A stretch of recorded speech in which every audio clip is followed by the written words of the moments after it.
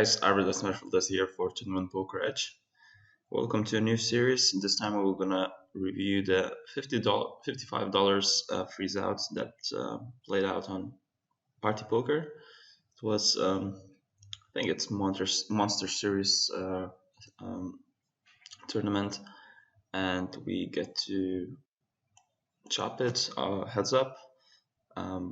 There was very interesting ICM situations towards the end, so hopefully we're gonna find some interesting material here on this tournament. And without any further ado, let's take a look at the hands. So the tournament starts for some reason at 2,000, 5,000 blinds, which means that it's, I don't know, it's missing some early stages hands, but I don't think it's a problem. Maybe it's even better. So I'm just gonna review the hands that I'm gonna play.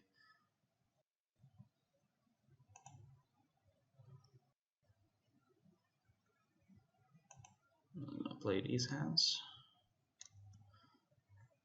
Queen 4 suited against recreational slim. I think we wanna have at least like Queen 7, Queen 8 suited to overlimp here. This might be reasonable to overlimp, but there are two reshoving stacks, and in this situation when the fish limps and we overlimp, I think we're just so face up that they're gonna be jamming wide ranges. AC is gonna open up, he defends and donks. I'm folding to donk lead, and also I wouldn't c-bet this board texture against him, or for that matter against anyone, I think. And with these stack sizes and our actual hand, this is a board texture that we're gonna get check raised or check jammed a lot. People are just have a lot of open enders here, gut shots, second pairs, top pairs. And with this stack size, they can just stack off with any of those hands. So yeah, we'll be checking back. 7-9 gets a walk.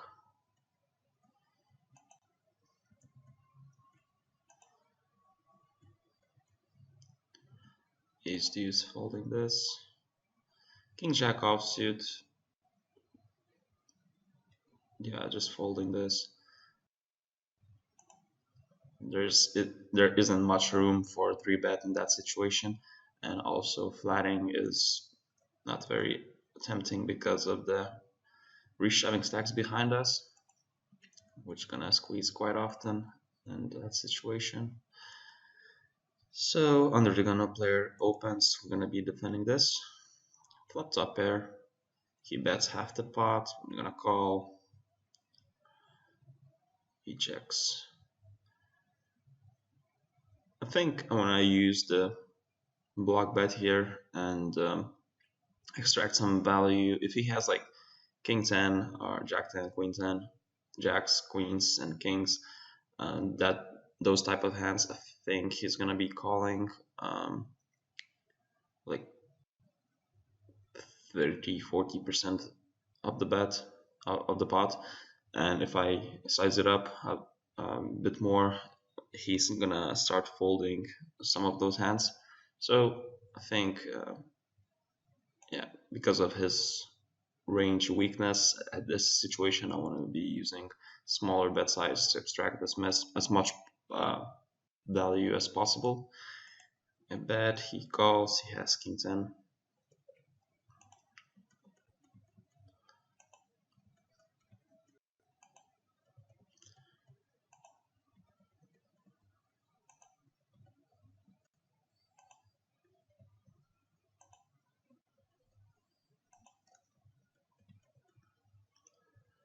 King 8, limp and a small blind completes. Gonna check it. I do lead here with my flush draw and gut shot for about 65% or so. Both player calls and king on the river. It does give me some showdown value. Yeah, I'm not gonna be betting here. And he bets now himself. Quite a big sizing, to be honest, and I don't think I have to be defending my king here. Prefer a fold. He definitely might have like 10-9, Jack 10, these type of hands. That's has a straight now. So this player opens. This is an interesting situation. I think I would prefer a call here because of well, this is a very small sample, but because over the small sample, this player is so tight. I think I prefer just a call here. If it would be a looser opponent, like these type of stats, or even these type of stats, I would just probably fold as I did right now. But I think in this type of situation, we do get to realize our hand equity way more often than we should. So I think we can widen the ranges that we are playing as well. Deuce 5, gonna fold. King Jack, I'm gonna open. Big blind defense. I'm gonna bet here. I go for 25% of the pot. I like this sizing. I think we can, you can bet just the minimum if you want. I do like put in extra few chips, especially when I'm bluffing. You know, for example, in blind versus blind situations when small blind is limping and betting the flop, I do, I do like not betting just one big blind if I'm the small blind, but betting like 105 of the big blind or something like that. Just adding a few extra chips, especially when we're like bluffing or semi bluffing. I think it's just, does give some extra psychological factor for players that are facing that decision to make when it's a smallest amount you can bet. I mean, I think it's affecting them by some margin to make the call or raise, and when they see some extra chips, especially if they're not paying that much attention, it's gonna favor folding. I think a bit more than usual. I don't know. It's just my theory.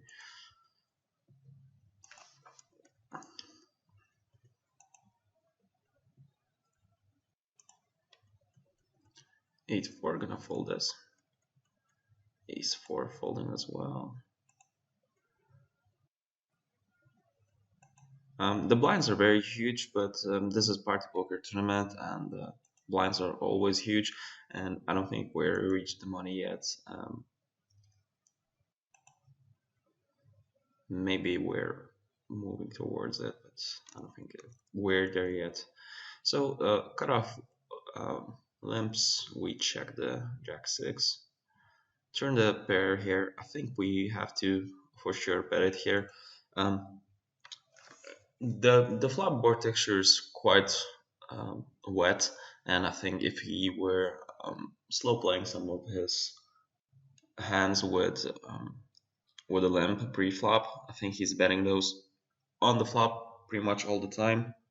So when he checks it back, I think we're facing the range that has maybe just two live cards, or whatever, king 8, king 6, king queen 7, 9 8. I think with that, I mean just a bunch of like two random cards. So against those, I think we should definitely bet for value here. I would prefer betting like half pot here. go a bit over the over half pot, like 65% or so. I think that's fine sizing as well. And King of Clubs completes the flush, and I think I'm gonna check here. He had 10-9 suited. I think against the bet, um, if he decides to bet the river, if he bets like half pot or so, I think against him I'm calling, maybe even some bigger sizings.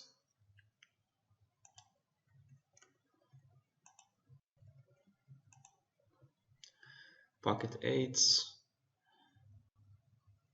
I decide to flat here against 27 big blinds open. Pocket nines I'm three betting for sure. Pocket eights is like on the edge hand that I'm either calling or sometimes three betting. It's more like it's more I'm more calling here than three betting. It would be like 75-25. He bets 1/3 call. We can definitely stab here, but on this board texture and because of my um, condensed flattering range, the pre-flop raiser can start, implementing pretty successful check raising strategies here. So I'm basically trying to not. If I'm stabbing here, I'm stabbing like four big blinds. And what it does here, if I bet four big blinds here, and if he decides to check shove his, value and semi bluffing range here, I'm in a very bad situation, and I would probably want to fold the hand because he can have a lot of like two flush draws that have over at least one or two overcards against my hand, which has a lot of equity against my actual hand. I could be dead to two outs if he's playing, ace nine or 9-8, king nine, or pocket tens plus those type of hands this way, which is pretty good strategy all in all. If I'm betting my jack ten of spades here, and he has pocket tens, or I don't know, even ace nine or something like that, he's denying the equity of my hands, just perfectly.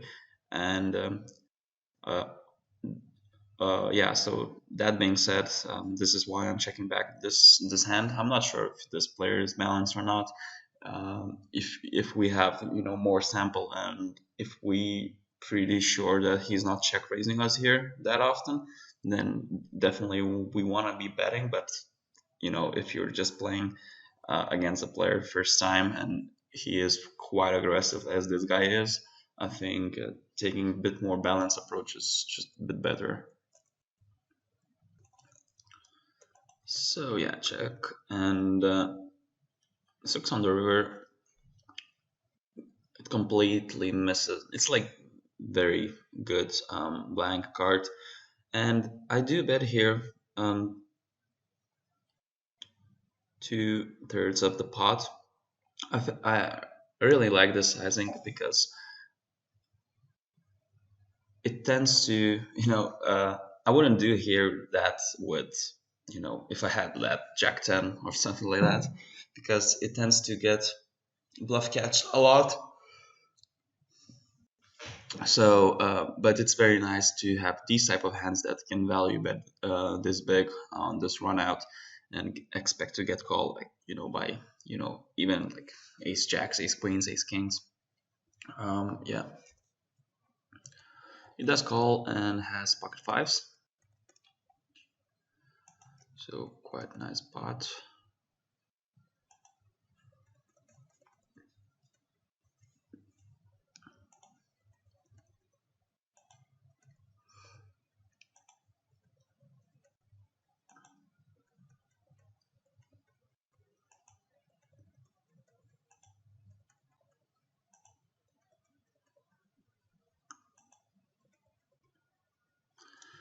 Ace eight offsuit.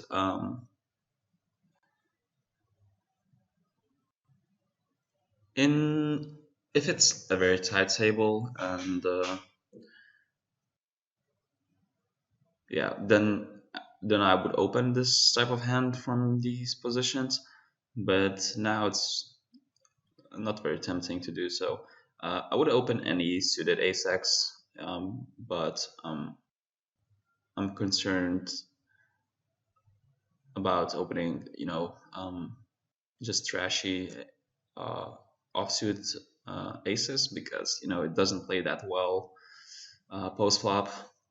It does have a blocker value, but yeah, I would open this like position later, or if I have like ace 10 offsuit, I would open this as well. But yeah, it's not there's not much of a value of opening that hand, unless the table is tight and another good factor is that you do have some blocker value as well. So it's good for stealing, but we shouldn't overdo it. So I complete here Jack 8. Goes check check. I think on this board texture, my hand doesn't need much protection. If we check again, then I can safely value bet my jack on pretty much any river unless it's a king or ace. Um, he bets one big blind with a call. And check check, he does have ace 4. Win that. 7 4.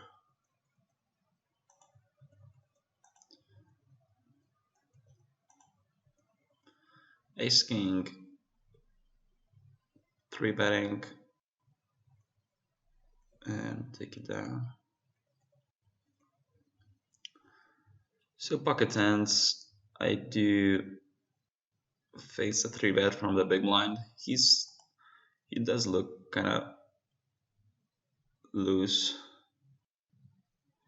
He has a 3 bet percentage of 11 from the big blind, which is quite high compared to a lot of players. I'm not sure what I did at the moment when playing, but I would prefer jamming here than calling. I do fold, which is I don't know what's happening here.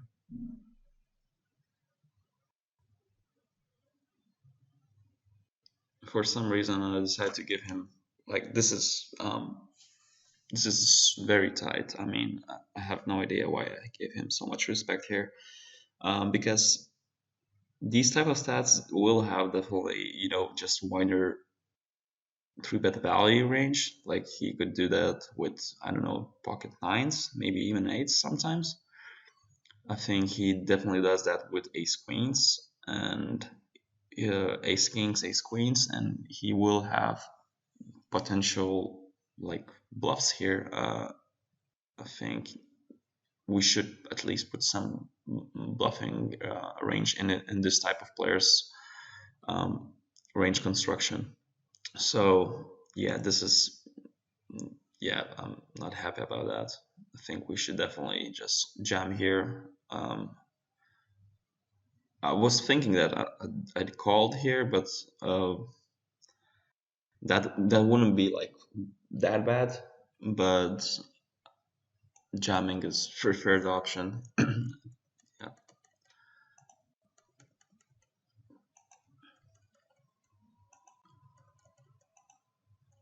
that was very unusual. Defending against the button, and he bets 1/3. I'm gonna check raise here. He shoves. Win against ace 4.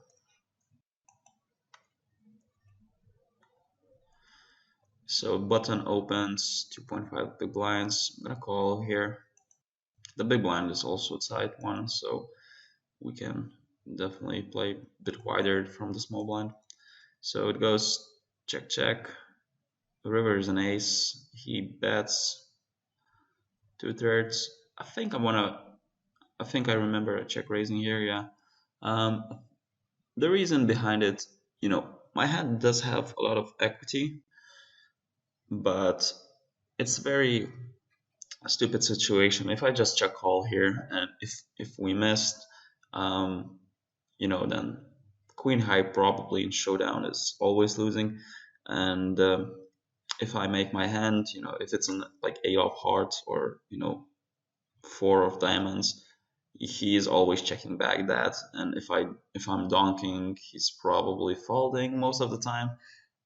You know, yeah. So those are the main factors, and other one is like he is betting here, representing most of the time naked ace. I think he's gonna be more likely than not like c bet like ace six or ace five type of hands, definitely ace seven.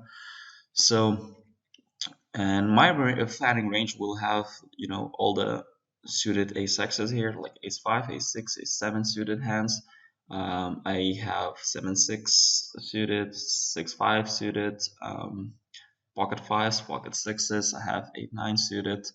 Um, there's there's going through those hands, it's just very wide value range that I could have here on the small blind compared to his like naked ace that his betting. It's probably gonna be he will have all the ace kings, ace queens, ace jacks, but I think by the river I can bluff them off quite often successfully. Um, from some players more than others, but I still, even if I bluff and my bluff doesn't get through, I'm getting called by by hero by hero call. He calls with ace eight or ace ten, whatever. I still prefer taking the more aggressive line here than just passive one, which is just check calling. So I check raise. He call king of diamonds on the river. I go for um, like 55% or so. I think we can size up a bit, at least to 20 big blinds or so. Um, I think the sizing is losing some value.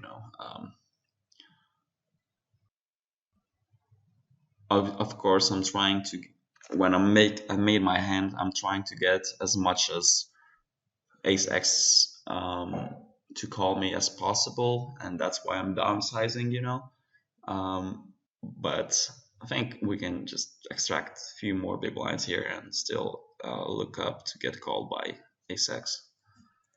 He calls and he has ace king. Big pot for us here. Folding jack six. If both players would be quite of the same stats, I would open this. Or if the small blind was this guy and the big blind is this guy, I would open.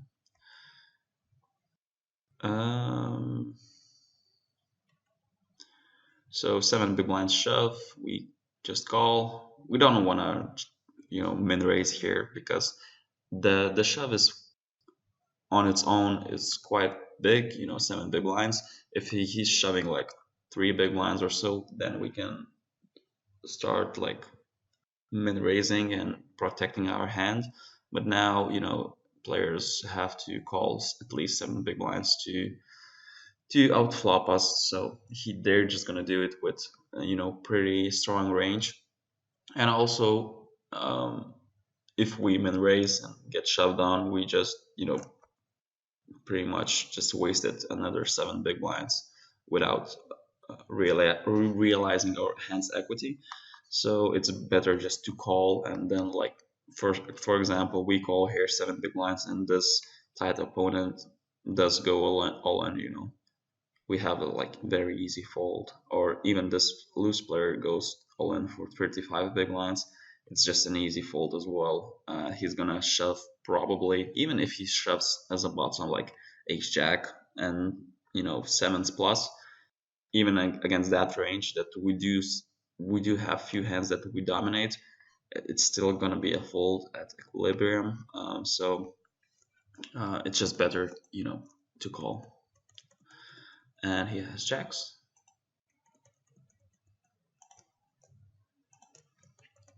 9-8 suited, open up, button shoves, and big blind reshoves, so we definitely folding.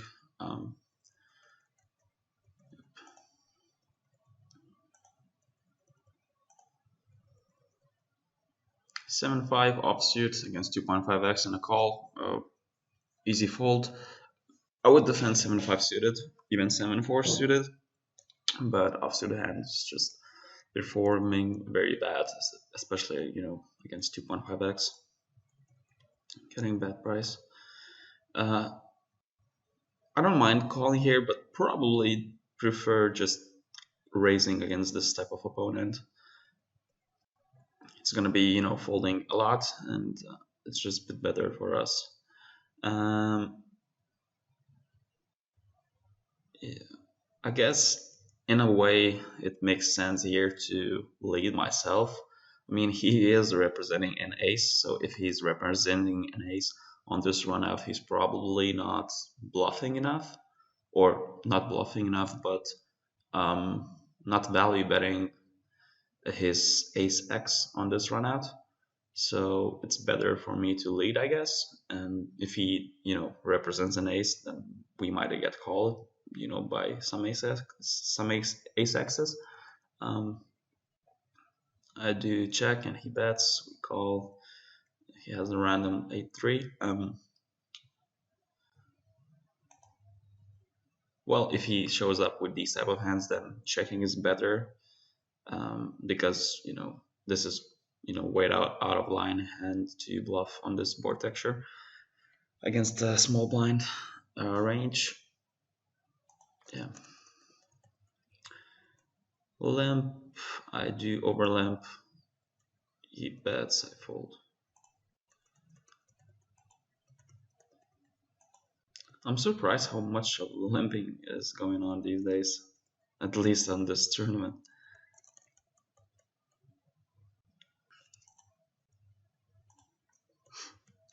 Ace Jack open.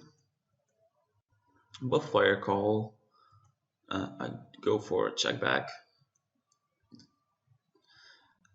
Mainly because 7-4 is going to be connected pretty well with a big blind range, and he does have a 10% of a check raise.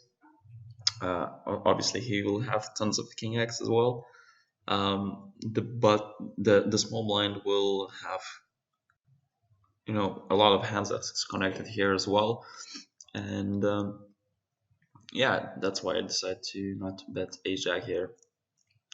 I would prefer betting some hands that will turn some good barreling opportunities. So if I have like 9-8 suited here, especially like of diamonds, I would prefer betting that, because the turn will bring us a lot of good runouts to barrel and turn some additional equity. So like 6-10 diamond, both of those hands, those turns will be very good for us to be barreling and putting pressure or on a weak king or 7x or 4x or like 6s, 8s, stuff like that. So on the turn, I go for a bigger sizing than usual. If they have a king or an ace, it's against those two hands. It's most likely that I do have best of it, and I'm putting them in a bad situation, by betting this big. And if they start folding everything to that, and I have like queen 10 of hearts here, I definitely can use that hand to bet as well. Not just the turn, but the river as well. Limp pot, I'm gonna bet the turn now with bottom two if he folds. Folding ace 10 offsuit against under the gun open. Seems standard.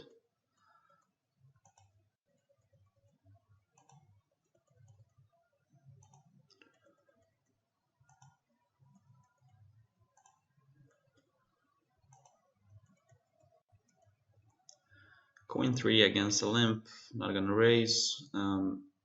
He checks. I'm gonna bet half pot.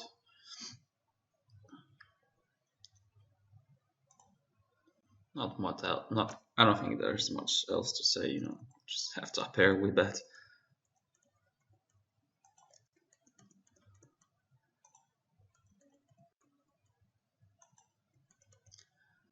I guess it's okay to fold, although I'm probably would open now. These two, like, this one is more like call happy than just free bet shove happy. Cutoff is very tight player. Button, we're fine playing pots against him. We're very deep, so I don't mind playing with even 3-bet pots with my 7-6 suited. And the big blind, if he shoves, we will have plus EV call to make, I think. Okay, so yeah, if I raise and he shoves on the big blind, we need 35.5% equity to break even, and with 7-6 suited against this range, which is quite wide, some players will stack off with tighter, some players will stack a bit wider. So against that range, we have 37%. So, it's just, we're sort of priced in this situation, but we're not making a mistake by opening there, definitely. So this one should be as open up. King 7, gonna fold. Ace king. I'm gonna jam here against a 3-bet shove. He's gonna be shoving. Ace jack suited maybe. Ace queen offsuit, I guess, definitely. Most of the time players will be shoving ace queen here and pocket eights plus, I guess. So against that range, we're not excited here, but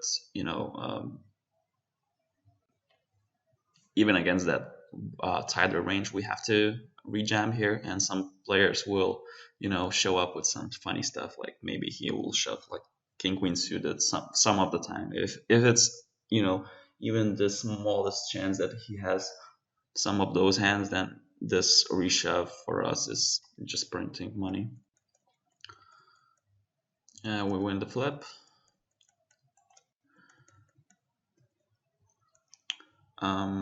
Yeah, so this is like the situation that I told you about.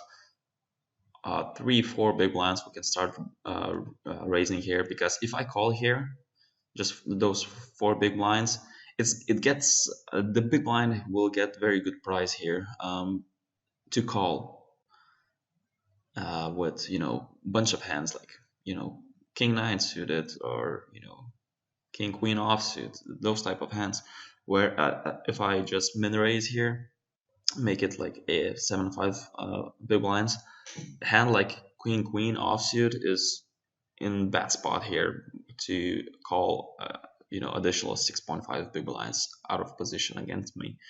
And I do, like, I'm ahead against king queen offsuit with my jacks, but that hand will still have pretty significant equity against my hand.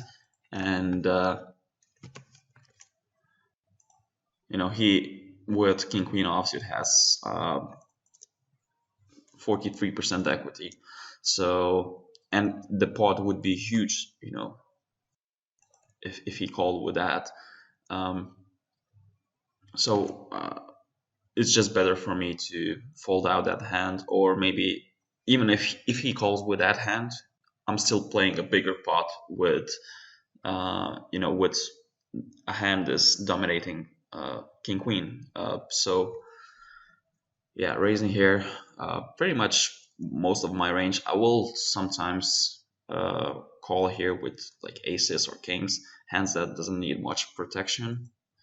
But other than that, I will be raising here, especially with like hands like pocket eights or sevens, hands that is my bottom uh, of my ISO calling range against the shove, and the hands that need the most protection.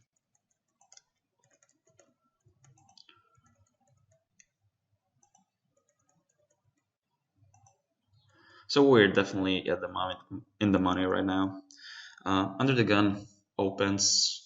We are very deep with him. I'm gonna call here with my tens. I don't want to inflate the pots from these positions. If I'm getting called, if my three bet is getting called here, my opponent's range will be significantly strong, and I prefer just calling here and inducing some shoves from the short stacks. I will be very comfortable calling those reshoves, especially if my opponent will fold. So yeah, he bets 2.5, 2.7 big blinds into 6.5. Easy call for us. I don't see any point in raising, and he checks now, and I decide to go for 1/3 of the bet. It's basically a protection bet. I do get some value as well if he has like ace nine, king nine suited hands. Uh, these type of hands. I mean, he will most likely call at least one street, and we can go to a showdown. Because this hand is not gonna be like if I bet four big blinds here and he calls and the river is a deuce, let's say. I don't think I'm value betting this because he might play the same way some weakest queens as well and jacks, but mostly queens. Like if he has a queen 10 or queen jack or even king queen against this under gun plus one flat, these type of hands will get in a marginal situation equity wise as the hand played out. So I think betting on the river with pocket tens would be a bit too thin.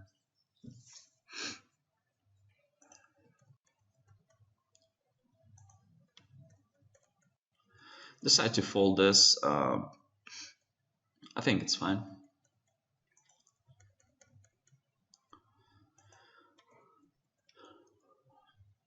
He's still alive, and I'm gonna over limp here with Jack 9. I prefer betting here, to be honest. One big blind or so. Like most of the time, I'm not gonna be able to call on the turn against the lead, even if it's like 1.5 of the big blinds. Like here, we do get additional equity for our hand, but if some of these players are leading, I'm gonna be forced to fold my hand, and because of the nature how weak are these ranges supposed to be on this board texture and how wide this opponent is limping, I think betting here like on the flop 1/3 or something like that is just gonna be way better than checking it back. Uh, and even if we get called, there's plenty of good turns on which we can barrel. An 8, a 10, or a spade. Even a king is quite good for us to be continuing to barrel. So yeah, I would prefer now a bet.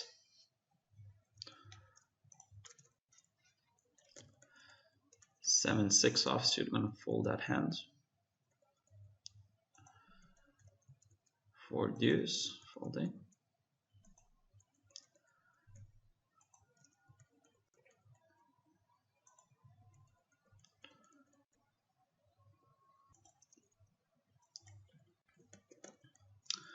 Five deuce suited, I'm gonna fold.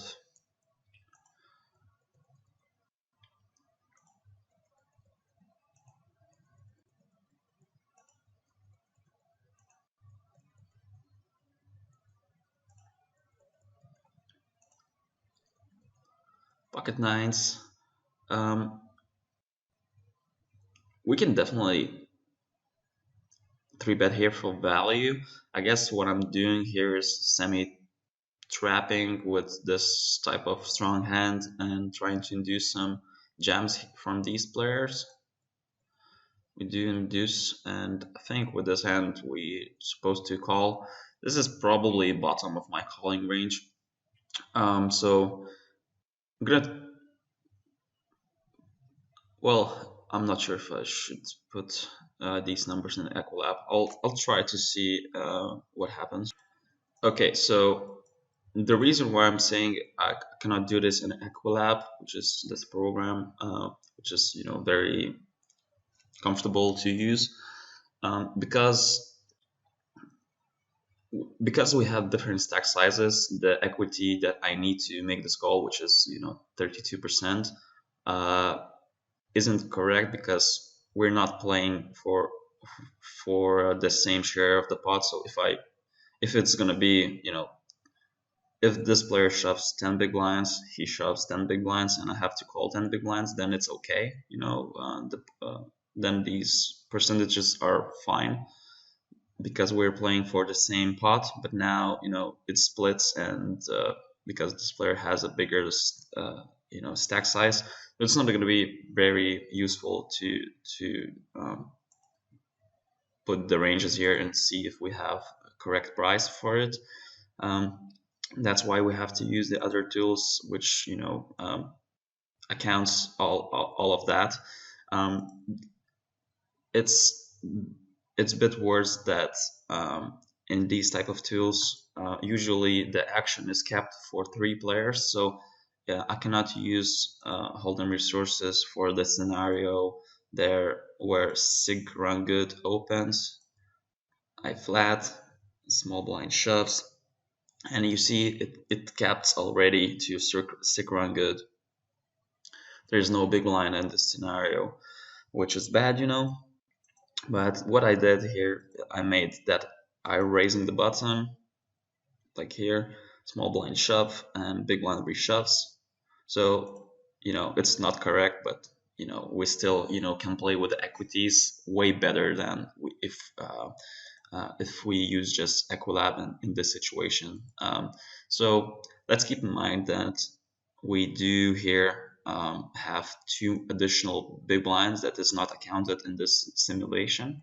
So let's see. I put the small blinds 3-bet shoving range to this one. I think it could be slightly wider than that, but I like doing calculations with more conservative ranges because then usually you know always the good bottom ranges that you have to be calling and making the money. So this is the 3-bet shove range. I gave sixes and ace 10 suited, ace jack off for the big blind. I think it's very legitimate range to have. You might have even sometimes a bit wider hands than this, but again, I think it's better to have this tighter range. And against that, with pocket nines, we do have safe bottom range to be calling here. So pocket eights, I'm probably folding this. It's still making one big blind, but um, usually I do aim to look at the profitability that it has to be like. So in this situation, we make roughly like 19 big blinds with aces. So what I do is usually divide it by 10, and we do get like 1.9 big blinds, and I usually take it as like good bottom range here to be calling with these type of hands. So ace deuce is not 10% of this, it's more like 7% or so. It's still, if you're gonna make this call, and in the long run it's making the money. It's probably increasing the swings as well. um, so I would ditch pocket eights and call with nines. And we have to keep in mind that it's not 2.6 of the big lines, it's 4.6. And it's the same with pocket eights. It's additional two big blinds, so we're not making one big blind; it's three big blinds. So in this type of scenario, pocket eights, I think it's becoming a call. But in the scenario of this, if I'm just raising the button and getting shoved by these ranges, then I think I would ditch this and I would call with ace queen suited, because these are conservative ranges and players could and will usually show up with wider ranges than that. Then ace queen suited will definitely have enough equity to call these two shoves. So yeah, I think it's worth noting that it's very important to use the tools for educating yourself in correct manner, because especially these days when people are using solvers, and you know uh, there's something to be said about that, because if you're not adjusting, if you're not using the correct settings for creating a simulation, or you have some variations in ranges, or sizings or something like that, it's gonna produce very it's gonna produce correct results for that simulation, that's for sure. But if if the situation that you are created is not relevant to the games that you're playing and the situations that occur in the game, then that simulation is not relevant for you. And if you're gonna try to implement some of those strategies that you find out in that simulation, it's just gonna be useless and usually gonna lose you the money. So always try to figure out the best way you can use the tools. There's plenty for every single tool. There's plenty of tutorials in YouTube, and in even the people that are producing the programs. So like PioSolver has a lot of tutorials on their website. Hold'em resources and stuff like that, they have it as well. So yeah, I was gonna do it for this part. And I know I don't want to make it too long. Hopefully this one was interesting, and we still have a lot of hands to cover, and I think it's gonna be at least 4 or 5 parts, and you're gonna see that's gonna be a very interesting final table with ICM situations, and big money jumps, and we definitely have to adjust to those situations to make the most of it. So yeah, thanks for watching. I'll see you in part 2. Take care.